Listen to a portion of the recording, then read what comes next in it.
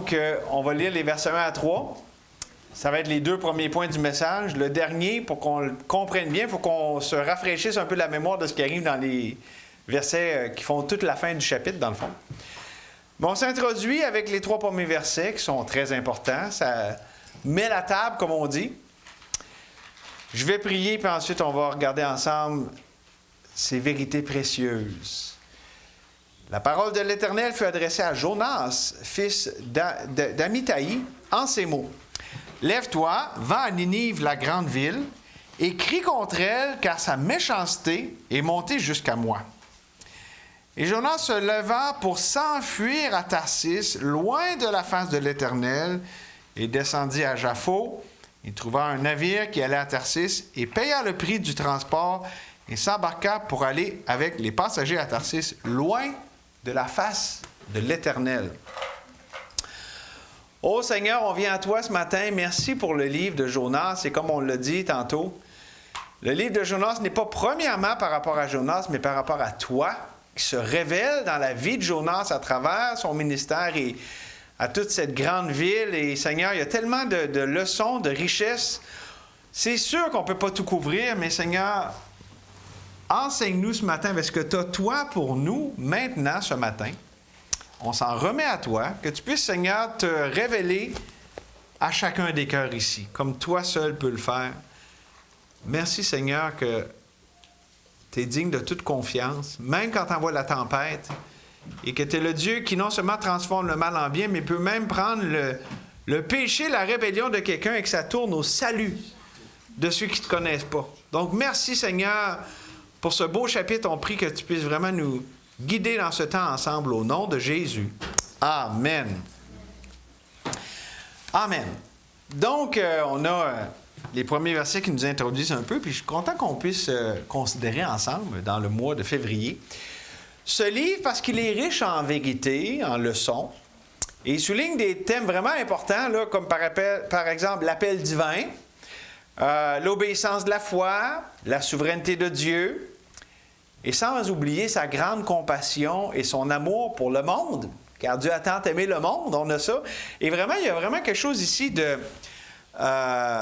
Jésus, l'Évangile, parce que, tu sais, ici, comme le Juif se détourne de Dieu, ça amène les païens à se confier en Dieu, bien, c'est un peu ça. Les Juifs ont rejeté leur Messie, puis Dieu a ouvert la porte aux païens. Il y a quelque chose de prophétique au-delà de juste, ici, le récit en tant que tel. Et riche, c'est pour ça que je disais, on ne peut pas tout regarder, c'est tellement... On pourrait passer une série à faire plusieurs messages, mais vraiment, je veux qu'on regarde à travers le mois de février, chacun des chapitres, un par semaine, si Dieu le veut. Parce que, bien évidemment, Jonas est un type de Jésus. Et c'est vraiment pas non commun. Là, je veux dire, dans l'Ancien Testament, c'est plein de types de Jésus. Oui, par la symbolique que Jésus lui-même a dit, il dit, il ne sera, tu sais, il demandait un miracle venant du ciel, puis il dit, il ne sera pas donné d'autre miracle que celui du prophète Jonas. Autrement dit, Jésus a été 3 jours et 3 nuits dans le ventre de la terre, comme Jonas a été 3 jours et 3 nuits dans le ventre du poisson. Il y a tout ça qui est en arrière-plan. Mais aussi, il y a le fait que Jonas a prophétisé à une nation étrangère. Donc, il ne prophétisait pas à Israël comme la majorité des prophètes. Puis qui a apporté un message de vie et de lumière là où il y avait la mort et les ténèbres. Ninive, là, c'était pas des enfants de cœur. C'était vraiment une ville méchante et très corrompue. Et Jésus a fait ça, n'est-ce pas ce que ça dit quand il a commencé son ministère, hein, que ceux qui étaient assis dans les ténèbres, hein, puis Zabulon, c'était dans les pires endroits. C'est là que Jésus a amené son message de lumière et de vie. Puis aussi, ben, comme Jonas a prêché la repentance, qu'est-ce que Jésus, on voit au début de son ministère, comme Jean-Baptiste d'ailleurs, il prêchait la repentance, il dit « Repentez-vous car le royaume des cieux est proche ». Donc beaucoup de parallèles. En fait, dans le dernier message de tout, si Dieu le permet, on va faire clairement les contrastes et les ressemblances entre Jésus et Jonas. Mais là, pour l'instant, je vous en introduisais quelques-uns, juste comme ça, un peu pour mettre la table. Et dans ce premier message aujourd'hui, on va voir ensemble l'exemple, à travers l'exemple de notre prophète ici, que l'authentique paix, l'authentique liberté, la vraie vie ne se trouve que dans l'obéissance de la foi. Lui qui pensait que ça allait être mieux en partant de l'autre bord, notre cher Jonas, et non.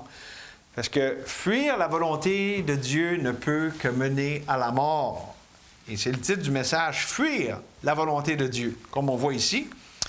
Et ça va être le thème du mois par rapport à la volonté de Dieu. Donc, j'aimerais qu'on regarde ensemble simplement 3 vérités fondamentales concernant la fuite de la volonté de Dieu. Dans les premiers 2 versets, nous voyons que l'appel de Dieu est clair. On a lu les versets, mais je veux juste clarifier ici quand je parle que Dieu appelle, je ne fais pas juste référer à un appel au ministère, OK, missionnaire ou pasteur. Je veux élargir le sens, parce que ça, c'est un sens valide et spécifique, mais je veux élargir le sens à celui plus général de l'appel de Dieu pour chacun de ses enfants. Hein, que Dieu, il fait concourir toutes choses pour le bien de ceux qui le connaissent, ceux qui l'aiment. Donc, Dieu a un plan pour notre vie quand on est son enfant. Donc, je veux l'élargir à ça. Et d'abord, vous amenez 2 tendances ou 2 mauvaises réponses à l'appel de Dieu. Puis là, je dis appel de Dieu, là, vous n'avez pas le droit de rire. Puis là, je vais dire souvent appel de Dieu, OK? Appel de Dieu, pas l'appel. Parce que vous savez, nos 2 ici, à toutes les fois, ils pensent que Dieu, il y a une pelle, là, puis... Ah, les enfants, hein? Pas facile, les enfants! Mais il y a 2 tendances mauvaises qu'on peut avoir en réponse à cet appel. D'abord, ceux qui ne l'acceptent pas. Ceux qui n'acceptent pas l'appel de Dieu, pourquoi? À cause de l'opprobre et la souffrance qui y est rattachée, puis aussi à l'incapacité quand la personne voit son incapacité à répondre à cet appel. Par exemple, ici Jonas, évidemment. On peut penser aussi à Moïse dans l'épisode du buisson ardent. Ah non, je parle pas bien, je suis pas capable, puis tout ça. Gédéon aussi. Hein? Dieu qui dit, l'Éternel est avec toi, vaillant héros. Oui, mais, puis là, OK. Donc ça, c'est la première mauvaise tendance, OK, de ne pas l'accepter, en regardant à soi. La deuxième, s'y plonger à pieds joints, mais avec les mauvais motifs. Comme Moïse, avant qu'il aille dans le désert pendant 40 ans, là, oui, Seigneur, je m'occupe de ça, puis là, bon, ça n'a pas été bien du tout son affaire. Pierre, avant le reniement, même si tous te renient, moi, je ne vais pas te renier, puis Dieu, je suis ton homme. Donc, soit regarder à soi en voyant sa faiblesse ou regarder à soi en ne voyant pas sa faiblesse. C'est regarder à soi pareil. Donc, l'appel de Dieu, c'est pas un appel à regarder à soi, puis Dieu dit pas « OK, toi, je t'ai vu, là, puis là, tu as tout ce que ça prend. » En fait, souvent, prendre des gens qui n'ont pas pantoute ce que ça prend, puis il dit « C'est parfait, tu es qualifié parce que je vais me glorifier de même. » Et donc, c'est les 2 tendances. Puis moi, je dirais, dans mon témoignage personnel, je regarde à travers, tu sais, toutes les années. Je pense que j'ai peut-être un mélange des 2. Je ne sais pas pour vous, mais c'est ça. Donc ici, juste pour tirer une petite leçon en partant, le problème, c'est sûr que ce n'est pas avec la clarté de l'appel de Dieu, parce que c'était bien clair, OK? Et c'est plutôt le problème avec la réponse à cette clarté. C'est pas parce que c'est pas clair, c'est justement parce que c'est clair, puis ça me tente pas de le faire. C'est là le problème, OK? Donc le problème, évidemment, n'est pas avec Dieu. Parce que Dieu, c'est quoi qui fait... Il y a un genre, on va appeler ça un contrat avec son enfant où lui détermine les conditions et elles ne sont pas négociables. C'est comme ça que ça marche avec Dieu. C'est pas parce qu'il est méchant puis il veut nous rendre misérables. Au contraire, c'est parce qu'il est bon puis il veut nous libérer. Il veut nous amener ce qui est bon, ce qui est libérateur. Et ici, là, il était clair, puis aussi, il était spécifique. Il n'a pas dit, va dans une ville, puis tout ça. Avec Abraham, c'était moins clair d'y voir quelque part, mais ça faisait partie de comment Dieu travaillait dans sa vie. Mais ici, il est clair. Va à Ninive, puis là, il dit, cette grande ville, là, pour être sûr que tu ne te trompes pas, puis là, va là-bas, puis crie contre elle. C'était clair ce qu'il avait à faire, puis c'était pas compliqué non plus. Okay? C'était clair, net et précis. C'est un peu comme pour nous autres, c'est simple. Qu'est-ce que la Bible nous dit? Prêche la parole. En toute occasion, favorable ou non, reprend, censure, exhorte avec toute douceur et en instruisant. Puis ça continue en disant le contexte de ça, car il viendra un temps où les hommes ne supporteront pas la saine doctrine, mais ayant la démangeaison d'entendre des choses agréables, ils se donneront une foule de docteurs selon leur propre désir, détourneront l'oreille de la vérité et se tourneront vers les fables. Mais toi, sois sobre en toutes choses, supporte les souffrances, fais l'œuvre d'un évangéliste, remplis bien ton ministère. Donc, c'est clair, Dieu nous appelle à prêcher sa parole, à être dans ce monde, le sel de ce monde, la lumière du monde, le sel de la terre, la lumière du monde. Donc, je le répète, le problème n'est pas avec la clarté du côté de Dieu sur son appel, mais certainement avec nous et notre chair, qui nous fait souvent payer cher. Mais c'est vrai, là. C'est pas juste pour faire un jeu de mots, là, mais c'est OK. Pourquoi? Parce que la chair ne veut pas sortir de la zone de confort. La chair ne veut pas être dans l'inconnu, l'incompréhensible, l'illogique, OK? Et la chair, surtout, a de la misère à croire que la volonté de Dieu, effectivement, elle est bonne, elle est agréable et elle est parfaite. Donc, le problème, c'est de l'orgueil et de l'incrédulité face à la bonté souveraine de Dieu. Et ça a tout à voir avec la perception que j'ai de Dieu. Comment je vois Dieu? Est-ce qu'il est bon ou pas tout le temps, pas vraiment? Est-ce que j'en doute? Puis ça va aussi déterminer quelle voix, puis V-O-I-X, quelle voix je décide d'écouter.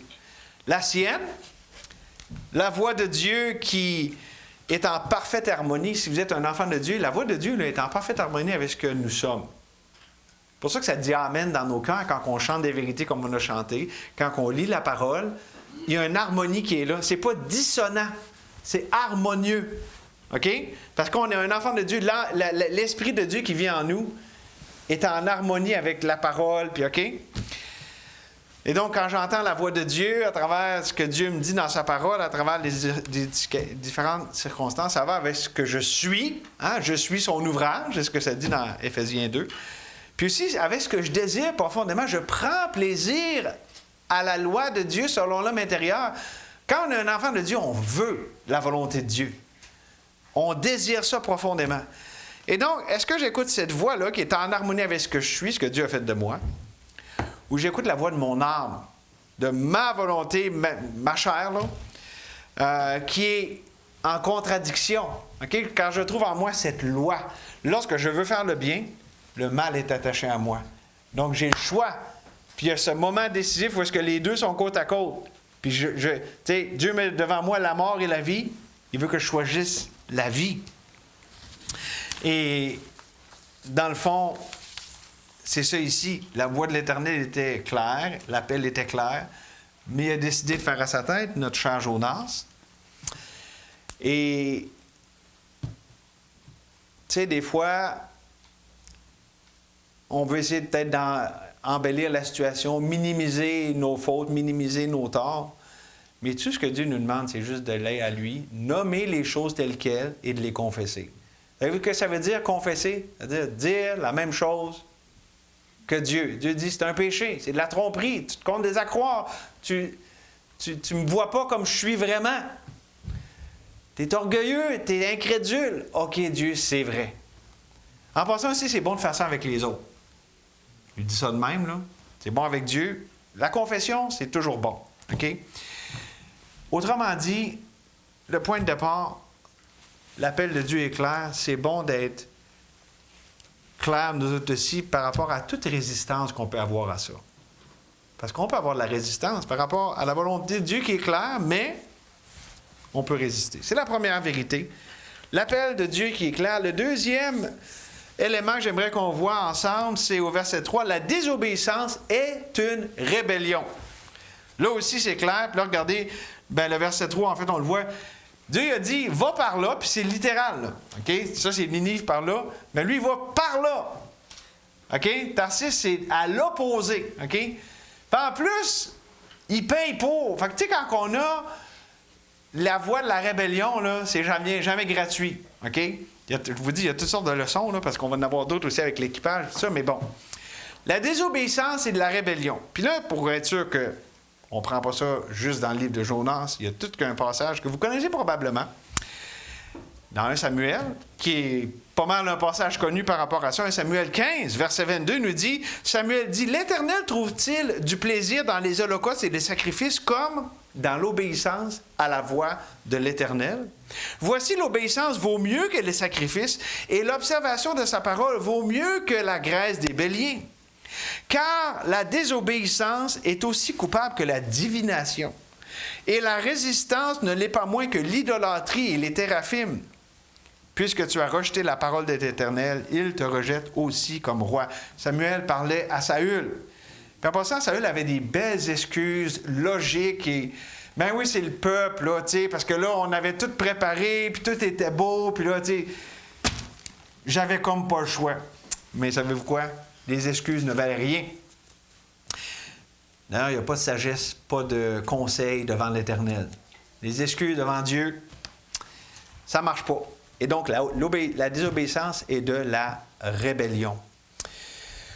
Quand même qu'on essaye de rationaliser cette désobéissance ou redéfinir les termes, les conditions, ça ne marche pas. Parce que, savez-vous, tout ça, c'est la désobéissance, la rébellion, c'est profondément, et d'abord, c'est premièrement et profondément relationnel. Ça a rapport avec Dieu. Puis, si j'essaie de me trouver des raisons, c'est en vain, parce que je suis devant Dieu, puis j'essaie de me trouver un justificatif devant celui qui connaît tout, qui est le seul sage, puis, autrement dit, il dit en anglais, « I don't have a leg to stand on ». Comment on dit ça en français? J'ai pas de jambe sur laquelle me tenir. Mais ça se dit pas en français, mais bon. C'est une expression qui se traduit pas vraiment. OK, mais je vous donne une illustration. À un moment donné, je parlais avec quelqu'un qui me dit « J'ai de la misère avec l'usage de mon temps. » Êtes-vous ces genres de gens qui ont de la misère à être disciplinés, usage du temps? OK. Donc là, je vous condamne, et là, c'est votre moment. Là, c'est le moment que vous vous sentez mal. Puis... Non, mais sérieusement, on a tous des problèmes, on n'a pas tous les mêmes. Il y a des gens qui ont vraiment de la misère avec ça. Puis ils me demandent conseil, tu sais, de la misère, j'arrive en retard, j'ai de la misère avec la gestion de mon temps, puis tout ça. C'est en général. Fait que là, il dit « Qu'est-ce que tu me conseilles? » Puis c'est drôle parce que j'ai fait une genre de prière à la Néhémie. « Hey Seigneur, c'est quoi que j'ai conseillé? Je savais pas quoi dire, moi. » Parce que moi, c'est pas. J'ai d'autres problèmes, mais ça, c'est pas un problème que moi j'ai. Parce que, tu sais, c'est de même, là, je veux dire. Fait que je l'ai pas regardé de haut puis dire que t'es non même pas bon puis tout, mais c'est rien que j'ai dit, tu sais, parce que moi, je suis comme pas quelque chose que j'ai moi-même, tu sais. Pour moi, je suis pas quelqu'un qui est du type ben être en retard puis tout ça. Puis, comme je vous dis, j'ai d'autres problèmes, mais pas celle-là. Puis le Seigneur m'a juste donné cette pensée-là. C'est relationnel. J'ai dit, pense à ça, la gestion de ton temps, est-ce que t'appartient ou est-ce soumise à Dieu? C'est-tu ton temps ou c'est celui du Seigneur? Fait que voilà comme étant ta relation avec Dieu. Tu sais, quand tu décides de faire ça ou de ne pas faire ça, ou que tu ne décides pas puis tu laisses aller, c'est le reflet de comment tu es en relation avec Dieu par rapport à ça. Puis là, évidemment, on peut faire... Ça, c'est l'emploi du temps. Là, ça en est juste un exemple. Mais tellement de choses on peut voir dans ça rapport à ma soumission avec Dieu. Puis là... C'est là qu'on est bon, puis on dit, bien, moi, je suis... Regarde, on va reprendre l'exemple du temps. Bien, j'ai jamais été quelqu'un d'organisé, là, puis OK, on peut se trouver toutes sortes d'excuses, mais aussi, si j'arrive face à Dieu, puis que c'est un problème, OK, Dieu, j'arrête les excuses, puis je fais à ma tête, je suis habitué de même, mais là, je veux me soumettre à toi. Je veux expérimenter ta grâce là-dessus. Parce que je pense que tu es capable. Tu es capable de me donner la victoire sur ça. Puis là, je donnais l'exemple du temps, ça peut être par rapport à l'habitude de nos yeux, de nos oreilles, de notre bouche. OK? Parce que aussi, on peut dire, j'ai tout le temps été de même. Moi, je suis quelqu'un qui met les pieds dans les plats parce que j'ai trop dit d'affaires ou j'écoute le commérage que je devrais pas ou je regarde où je devrais pas. Tu sais, là, on peut aller vraiment vaste dans les applications de ce que je dis là, mais le principe demeure. C'est relationnel avec Dieu. Et Dieu n'accepte pas les excuses. Et il est clair, la désobéissance, c'est de la rébellion contre moi. Dieu prend ça personnel, autrement dit. Un autre exemple, ici on a Jonas, mais lorsque Moïse n'a pas parlé au rocher, il y avait toute une symbolique là-dedans par rapport à la croix la première fois, puis la résurrection la deuxième, mais il s'est mis en colère contre le peuple, là, il les a, réprimandés. Puis il avait raison, Moïse, parce que le peuple était vraiment dur à vivre, puis tout, puis moi, ça ferait longtemps que j'aurais pogné les nerfs bien avant, là, si j'avais été dans la place de Moïse. Mais Dieu n'a pas dit, Moïse, t'as un problème avec la colère, calme-toi les nerfs, puis on va travailler sur ta colère. C'est pas ça qu'il a dit. Il a dit, tu ne m'as pas sanctifié. Il a pris ça personnel. Il dit, devant le peuple, tu ne m'as pas montré comme je suis. Autrement dit, sa rébellion, là, c'était pas, ah là, tu sais, t'es colérique. Il a dit, non, non, je prends ça personnel, là. Vu que tu n'as pas fait ce que j'ai fait, là, c'est moi que tu n'as pas présenté comme je suis au peuple. Puis c'est ça qu'il faut qu'on voit. Notre rébellion a quelque chose de relationnel avec Dieu, puis nous met en communication ou brise cette communication avec Dieu. Ça brise, it makes or break. Ça me pogne tout le temps, ça, des affaires de penser en anglais. Rien qu'un cerveau, puis il y a comme deux tracts comme ça qui se mélangent l'une l'autre. Ça passe ou ça casse. Merci, M. Bertrand. Et donc, c'est ça. Et là, évidemment, savez-vous qu'on a, nous autres, souvent, le don, on est plus subtil que Jonas. Tu sais, Jonas, c'est vraiment pas subtil, là, tu sais. Va par là, puis il va à l'autre bord, là, tu sais. Nous, au moins, tu sais, on est moins pire que Jonas, on est plus subtil. C'est mieux. Quand tu es plus subtil, ça veut dire que c'est mieux, hein? Vous comprenez mon point? Même si on ne va pas carrément dans la direction opposée, on peut avoir la même motivation, c'est-à-dire je veux faire ma volonté, non pas la tienne. Puis justement, c'est encore pire quand on se trompe avec la subtilité, puis c'est pas aussi évident que ça. C'est encore pire parce que c'est plus trompeur. Puis on peut même peut-être se penser un peu bon en passant. Hey, moi, je suis pas aussi pire que Jonas, au moins. Mais Dieu, il dit, ta désobéissance est tout autant une rébellion. Elle paraît belle à tes yeux, mais à mes yeux, c'est quand même une rébellion. Et c'est pas plus acceptable. Parce que l'idée, c'est mettre ma volonté au-dessus de celle de Dieu.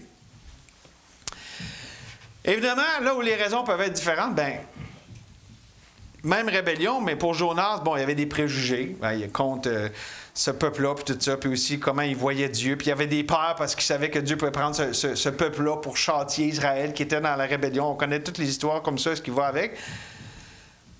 Mais pour nous autres, les raisons, ça peut être on a peur, on est lâche, on ne veut pas s'en remettre à Dieu, on a des raisons logiques ou des blessures émotionnelles. On peut avoir 100 000 raisons de faire à notre tête. Est-ce qu'elles valent? Non. Fait que c'est pas l'idée, c'est quoi la raison? Parce que ça diffère autant qu'il y a de personnes dans le fond. L'idée à la base, c'est ma volonté ou la tienne? Pour ça qu'il faut arriver à dire, OK, que, peu importe c'est quelle forme que ça prend, quelle couleur, quelle expression ça peut prendre, la base, c'est que la désobéissance, c'est de la rébellion. Vous pouvez l'envelopper dans l'emballage que vous voulez, ça revient au même. Pour Dieu, c'est le même produit. Puis Dieu déballe, puis il voit jusqu'au bout, OK? Et donc, peu importe la justification qu'on a, et nous en avons tous, l'être humain a cette capacité assez exceptionnelle, est capable de justifier tellement d'affaires, puis se trouver des bonnes raisons logiques à être désobéissant, méchant, et patati patata. Il faut en arriver à la conclusion, à la conviction profonde que non, devant Dieu, c'est de la rébellion. C'est moi qui veux ma volonté au-dessus de celle de Dieu. C'est l'inverse que ce que Jésus a dit dans le jardin. Puis sinon, il y avait bien des raisons de ne pas aller à la croix parce que c'était pas juste, il ne méritait pas, c'était Jésus. Mais il a dit non, pas ma volonté, mais la tienne. Et les enfants de Dieu, on peut facilement voir cette rébellion des fois chez ceux qui ne sont pas sauvés. Ou des enfants. Tu sais, c'est moins subtil, c'est moins poli. Mais est-ce que nous, on voit nos tendances à la rébellion? Là, c'était le côté négatif, c'est le côté réaliste, il faut voir le problème. Et on a ça dans les 3 premiers versets. Là, on va lire le reste de l'histoire. Puis comme je l'ai dit ce matin avant qu'on prie, le personnage principal de Jonas, du livre de Jonas, ce n'est pas Jonas. C'est le Dieu de Jonas. Et donc, j'aimerais qu'on regarde le Dieu de Jonas, comment il agit à travers cette tempête qu'il envoie. On va le lire, puis on va en tirer quelques leçons. Mais l'Éternel fit souffler sur la mer un vent impétueux. Il se leva sur la mer une grande tempête. Le navire menaçait de faire naufrage. Les mariniers eurent peur. Ils implorèrent chacun leur Dieu. Ils jetèrent dans la mer les objets qui étaient sur le navire afin de le rendre plus léger. Jonas descendit au fond du navire, se coucha et s'endormit profondément. Le pilote s'approcha de lui et lui dit « Pourquoi dors-tu? Lève-toi, invoque ton Dieu, peut-être voudra-t-il penser à nous, et nous ne périrons pas. » Et ils se dirent l'un à l'autre « Venez et tirons au sort pour savoir qui nous attire ce malheur. » Ils tirèrent au sort, Et le sort tomba sur Jonas. Alors ils lui dirent, « Dis-nous qui nous attire ce malheur, quelles sont tes affaires et d'où viens-tu? Quel est ton pays et de quel peuple es-tu? » Il leur répondit, « Je suis Hébreu et je crains l'Éternel, le Dieu des cieux, qui a fait la mer et la terre. » Ces hommes eurent une grande frayeur et ils lui dirent, « Pourquoi as-tu fait cela? » Car ces hommes savaient qu'ils fuyaient loin de la face de l'Éternel parce qu'il leur avait déclaré. Ils lui dirent, « Que te ferons-nous pour que la mer se calme envers nous? » Car la mer était de plus en plus orageuse. Il leur répondit, « Prenez-moi et jetez-moi dans la mer, et la mer se calmera envers vous. Car je sais que c'est moi qui attire sur vous cette grande tempête. » Ces hommes ramaient pour gagner la terre, mais ils ne le purent, parce que la mer s'agitait toujours plus contre eux. Alors ils invoquèrent l'Éternel et dirent, « Ô Éternel, ne nous fais pas périr à cause de la vie de cet homme, et ne nous charge pas du sang innocent. Car toi, Éternel, tu fais ce que tu veux. » Puis ils prirent Jonas et le jetèrent dans la mer, et la fureur de la mer s'apaisa. Ces hommes furent saisis d'une grande crainte de l'Éternel, et ils offrirent un sacrifice à l'Éternel et firent des vœux. Quelle tournure de situation pareille! Le troisième point, dans les versets qu'on vient de lire, c'est que Dieu est fidèle à sa volonté et à son plan. Oui, on avait un appel clair qui a été désobéi clairement. Oui, on avait la rébellion du prophète, mais Dieu, lui, était fidèle à sa volonté et à son plan. Sa volonté de sauver les perdus, parce qu'à travers ça, les mariniers ici ont été sauvés. Et évidemment, son plan envers le prophète qui... Dieu n'avait pas fini avec lui. En fait, ça commençait l'histoire. On voit dans ces versets-là la bonté, la fidélité de Dieu qui ne laisse pas son prophète s'autodétruire et s'égarer. C'est pareil pour nous, hein? La Bible nous dit que si nous, on n'est pas fidèles, Dieu demeure fidèle, parce qu'il ne peut pas se renier de lui-même. Mais plus précisément, ici, on voit trois moyens de grâce. Dans le texte qu'on vient de lire, on voit trois moyens de la grâce de Dieu dans sa fidélité envers ses enfants. D'abord, on voit sa puissance invincible, qui est représentée par la tempête, évidemment, là, qui illustre la volonté souveraine de Dieu. Ça dit que c'est Dieu qui l'a envoyé. OK? Dieu a décidé ça, OK? Puis c'est vrai sur la nature comme ici, mais aussi sur toutes les affaires des hommes. Vous savez, si on parle de politique, là, savez-vous que dans l'histoire, Dieu s'est impliqué autant dans la nature, c'est pas juste un Dieu de la nature, aussi dans les affaires des hommes. Ça dit dans la Bible qu'il élève un roi, il en abaisse un autre, puis il met un. Puis tu vois aussi dans la Bible, Nebuchadnezzar, c'est moi qui l'envoie, puis je vais prendre Cyrus, puis je vais faire ça avec lui. Puis Dieu est souverain sur tout, tous les aspects de nos vies. Rien ne peut lui résister. Et ça, c'est M. Nebuchadnezzar lui-même qui le dit, qui se pensait donc bon, il se pensait donc le grand roi de la terre. Puis Dieu il a fait savoir que non, je suis au-dessus de toi. Et il l'a appris, il l'a confessé, il l'a accepté. Je m'attends à voir Nebuchadnezzar au ciel. Il s'est converti. Ben, c'est Dieu aussi qui envoie les tempêtes et les calomnies dans nos vies. Eh oui, parce que là, on a ça. Je vais vous l'appuyer doctrinalement avec Lamentation, chapitre 3, verset 34, nous dit « Quand on foule aux pieds tous les captifs du pays, quand on viole la justice humaine à la face du Très-Haut, quand on fait tort à autrui dans sa cause, le Seigneur ne le voit-il pas? » C'est toute cette injustice, justement, les gens qui disent « Ah, s'il y a un Dieu, pourquoi il y a toute cette souffrance? » OK? Donc, ils posent cette question. Qui dira qu'une chose arrive sans que le Seigneur l'ait ordonné? N'est-ce pas de la volonté du Très-Haut que viennent les maux et les biens? Pourquoi l'homme vivant se plaindrait-il? Que chacun se plaigne de ses propres péchés. Donc oui, Dieu permet ces choses, mais en même temps, il n'est jamais l'auteur du mal. C'est pas lui qui nous fait pécher, c'est pas lui qui nous incite à ça. En fait, écoutez, les versets qui précèdent ça, ça nous aide à comprendre l'esprit dans lequel Dieu agit, car le Seigneur ne rejette pas à toujours. Mais lorsqu'il afflige, il a compassion selon sa grande miséricorde, car ce n'est pas volontiers qu'il humilie et qu'il afflige les enfants des hommes. On dit pas là à vouloir nous faire du mal, puis à nous dire, vous êtes donc bien des pas bons, puis tout ça. Il laisse ces choses aller pour qu'on puisse se confier en lui là-dedans. Dieu est toujours et n'est que bon dans sa souveraineté bienveillante. Notre part, c'est de croire à ce qu'il est, malgré ce qu'on voit, malgré ce qu'on ressent, et ce qu'on peut comprendre des événements, parce que des fois, on a une façon d'interpréter des événements qui n'est pas juste parce que nous sommes biaisés. Donc, par défaut, soyons ceux qui croient que Dieu n'est que bon, qu'il est bon en toutes choses, en tout temps. Première chose, sa puissance invincible.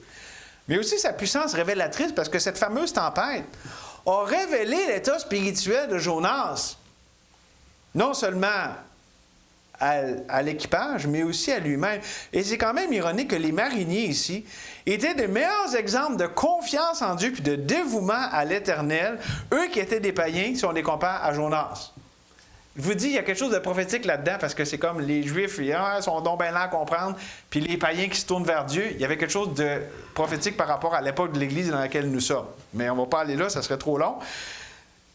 Mais savez-vous quoi? Pour nous, l'épreuve a ce don. L'épreuve est un cadeau merveilleux et ineffable pour nous révéler, nous, à nous-mêmes. Avez-vous déjà ces moments-là où est-ce que vous dites, ouais, je me pensais comme ça, puis à travers ce que j'ai vécu, ouais, finalement, je ne suis pas aussi bon que je pensais, je ne suis pas aussi fort que je pensais, je ne suis pas aussi sage que je pensais. Puis souvent, comment on l'apprend? Assis sur un banc d'église parce qu'il y a un message. Ça peut être d'une manière de laquelle on apprend, mais souvent, on l'apprend par l'épreuve, par l'échec. C'est ce que j'appelle la grâce de l'échec. Dieu, quand il nous laisse échouer, c'est pour que sa puissance révélatrice nous montre, nous, à nous-mêmes, qu'on se voit aller, qu'on arrête de se compter des menteries sur nous-mêmes. C'est précieux et c'est salutaire. Le fameux reniement de Pierre, c'était ça. Pierre se pensait bien capable, puis il était très sincère. Il l'a sorti l'épée devant la cohorte. C'est-tu 500? Hey, 500 soldats. Lui, il est là avec sa petite épée. Il était vraiment sincère. Mais il avait besoin de voir que Pierre, la chair, ne sert à rien. C'est l'esprit qui vivifie. Et comme je disais tantôt, la tromperie, se tromper nous-mêmes, c'est vraiment fort. On peut tellement aller loin là-dedans, mais Dieu brise cela par l'épreuve, par sa tempête. Dieu a sa puissance révélatrice de nous montrer la vanité de nos raisonnements, de nos tromperies, de nos raisonnements humains. Puis en passant, c'est pas juste mauvais pour nous autres quand on se trompe nous-mêmes, quand que, tu sais, si Dieu ne nous révèle pas nous à nous-mêmes. C'est aussi mauvais pour les autres. Regardez, là, l'équipage au complet était en péril. Là. Quand on ne laisse pas Dieu nous humilier, faire son œuvre de grâce à travers ce qu'il nous envoie, c'est pas juste mauvais pour nous autres. Les autres aussi en payent le coup. Parce que l'effet de l'attitude de Jonas était sur toutes les autres. Mais on voit aussi dans la tempête et les événements qu'on a vus là, non seulement sa puissance invincible, sa puissance révélatrice, mais aussi sa puissance délivrante. Parce que, oui, Dieu avait des choses à révéler sur lui, puis à révéler à Jonas sur lui-même. Mais aussi, il voulait le délivrer de ça. Il ne voulait pas juste lui dire « Ah, t'as vu, t'es donc bien pas bon, puis c'est à cause de toi que tout ça arrive. » Non, il voulait opérer une délivrance. Et c'est quand même un moyen inusité, là, OK? Parce que on sait qu'il y a un poisson là, qui est venu là, au début du chapitre 2. Là. Tout le monde connaît l'histoire du poisson. Là. Parce que Dieu n'opère pas ses délivrances selon comment nous, on opérait la délivrance. Ses pensées ne sont pas nos pensées, ses voix ne sont pas nos voix. Par exemple, Dieu va nous délivrer des choses qui nous font peur. Mais tu sais, quand je dis peur, là, tu sais, des peurs profondes, là, des choses qu'on fige à ça. Là, OK? En nous exposant à ces peurs. Hey Dieu, moi, je voudrais qu'il n'y ait plus ça dans ma vie. Vous dites, oui, mais je vais te mettre face à ça pour que tu expérimentes ma délivrance. Je te mets face à ça pour que tu vois que moi, je suis capable de te délivrer. Tu as essayé toutes ces années. Là, je te mets devant pour que tu expérimentes c'est quoi ma délivrance. L'amertume. Hey, je suis tellement blessé avec cette personne-là. Dieu, je ne voudrais plus y penser. Je voudrais mettre ça dans un coin puis plus jamais voir ça de ma vie. Puis là, boum, Dieu nous met ça en pleine en face. Puis même des fois d'une façon qu'on ne l'avait même pas expérimenté. Puis, hey, Dieu, comment ça tu fais ça? Parce qu'il va opérer sa délivrance. Parce que là, on voit que la chair ne sert à rien pour qu'on expérimente par nous autres la délivrance de l'esprit de vie. La loi de l'esprit de vie en Jésus-Christ m'a affranchi de la loi du péché et de la mort.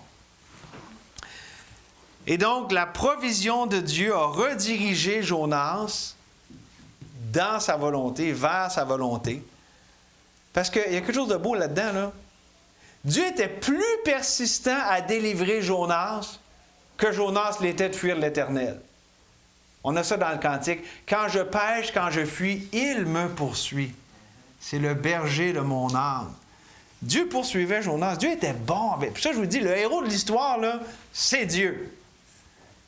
Qui ramène son prophète, qui sauve les perdus. C'est wow! C'est comme Dieu sur toute la ligne. On n'a rien qu'un chapitre de fête, mais wow!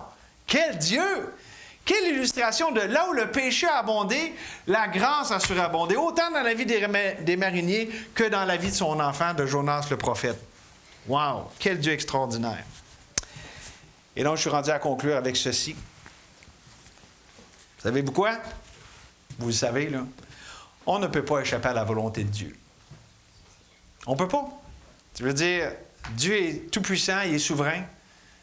Puis, qu'est-ce que Jonas ici nous enseigne? On ne peut pas. Parce que même nos détours font partie de son plan. Parce que Dieu l'a laissé aller. Tu sais, moi, je racontais ça aux jeunes quand j'étais à Sherbrooke. Au début de mon salut, là, j'ai fait un détour. Là, je pensais faire un bargain avec Dieu, puis tout. Puis ça n'a pas marché pantoute, mais Dieu l'a permis pour vraiment faire quelque chose de beau parce que c'était le détour que Dieu m'a laissé prendre pour que j'expérimente dans ma propre peau. Ouais, Dieu, tu sais pas mal mieux que moi comment vivre la vie chrétienne. Quand tu dis quelque chose, tu as tout le temps raison. Il fallait que Dieu me le montre. J'étais pas mal insensé. J'étais un petit nouveau chrétien qui comprenait vraiment pas grand-chose à la vie chrétienne, justement. Dieu était bon. Puis c'est ça que Dieu encore, il fait. Lorsqu'on prend des détours, c'est Dieu qui nous amène finalement, lorsqu'on est son enfant, à accomplir sa volonté, ses plans. Puis, la voie de la désobéissance est claire, c'est la voie de la mort. Le danger, la tromperie, la déception. C'est être déçu, là, pas deception en anglais, là, mais on va être déçu là, quand on prend notre propre voie. Mais la vraie délivrance, la vraie liberté se trouve dans la repentance puis la soumission à Dieu. Et Dieu le promet. La Bible dit, « Soumettez-vous à Dieu, résistez au diable et il fuira loin de vous. Approchez-vous de Dieu et il s'approchera de vous. Nettoyez vos mains pécheurs, purifiez vos cœurs, hommes irrésolus. Sentez votre misère, soyez dans le deuil et dans les larmes, que votre rire se change en deuil et votre joie en tristesse. Humiliez-vous devant le Seigneur et il vous élèvera. » Donc, j'ai 2 questions pour terminer. Première, es-tu un Jonas du salut? Es-tu un Jonas que Dieu poursuit pour le sauver, pour lui donner la vie, mais tu ne crois pas encore que Jésus, c'est ton plus grand besoin? Soumets-toi à l'Évangile. Gloire à Dieu pour notre frère qui s'est soumis à l'Évangile. Amen. Ça a-tu fait mal? Puis la récompense est grande. Si vous n'avez pas mis votre foi en Jésus-Christ comme votre sauveur personnel, soumettez-vous à l'Évangile. Et pour les sauver, es-tu un Jonas de la sanctification? Que Dieu poursuit pour délivrer de toi-même, de ta chair, de tes patterns, de tes façons de faire qui ont toujours été les mêmes et qui n'ont jamais amené de délivrance. Parce que Dieu veut te donner la vie abondante, mais tu ne crois pas qu'il est ton plus grand bien. Pour moi, m'approcher de Dieu, c'est mon bien. Je place mon refuge dans le Seigneur l'Éternel afin de raconter toutes tes œuvres. Et si c'est toi ce matin, enfant de Dieu, soumets-toi à l'Évangile, au Saint. Parce que non seulement Christ est mort pour toi, mais tu es mort avec Christ. Est-ce que tu vis comme si tu étais mort? Mort au péché, vivant pour Dieu.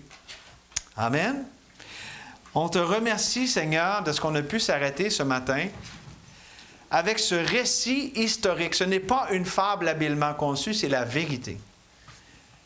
Oui, ces choses sont arrivées.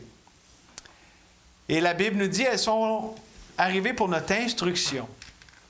Oh, et on a tellement à retirer de cette histoire qu'on a commencé ensemble aujourd'hui. Et donc, ma prière ce matin, c'est que tu prennes ce texte béni qu'on a considéré ensemble, on pourrait dire effleurer la surface, Mais Seigneur, que tu accomplisses tes plans personnels, bienveillants dans la vie de chacun ici. Que ce soit pour arriver au salut ou pour grandir en Christ. Seigneur, accomplis tes desseins bienveillants. On t'invoque, Seigneur, on regarde à toi. Merci pour les tempêtes. Merci pour la grâce de l'échec. Merci pour ta puissance invincible. Tu es souverain. Nul ne peut te résister. Merci pour ta puissance révélatrice. Tu nous montres nous-mêmes à nous-mêmes afin qu'on arrête de se tromper puis se faire des accroires. Oh, mais aussi merci pour ta puissance libératrice. Tu ne nous laisses pas dans la stupeur et dans l'esclavage. Merci que tu es le grand libérateur. On t'invoque, Seigneur. Accomplis tes plans bienveillants. On te le demande au nom de Jésus. Amen.